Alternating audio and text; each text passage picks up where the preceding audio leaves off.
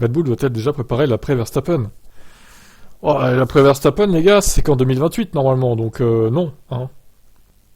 Daniel Ricciardo n'est pas l'avenir de Red Bull. Oh non, ça c'est Crofty, donc David Croft.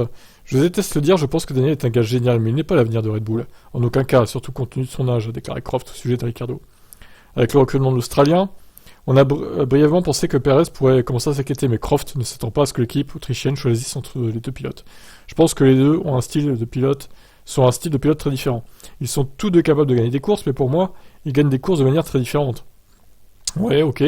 Quand Max apparaît à la fin de saison de la possibilité d'arrêter à 31 ans, ça a été une grande révélation pour moi.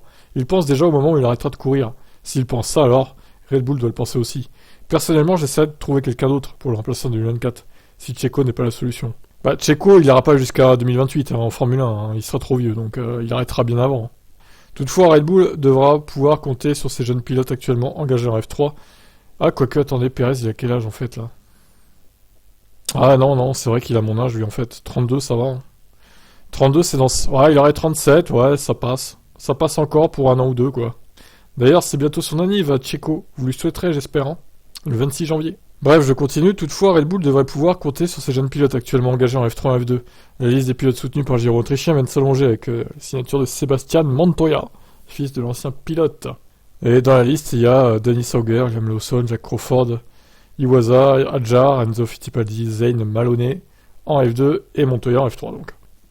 Donc ça va, la relève sera bien présente, on va dire, même si évidemment ils auront peut-être pas le talent de Max. Après, encore une fois, est-ce que vraiment Verstappen arrêtera en 2028? Ça reste à voir, honnêtement, hein. C'est pas sûr du tout. Hein. Il dit ça, mais bon, au final, on est loin d'y être. Hein. Bon, on verra comment se passent les futures saisons, du coup. Qu'est-ce que vous en pensez, vous?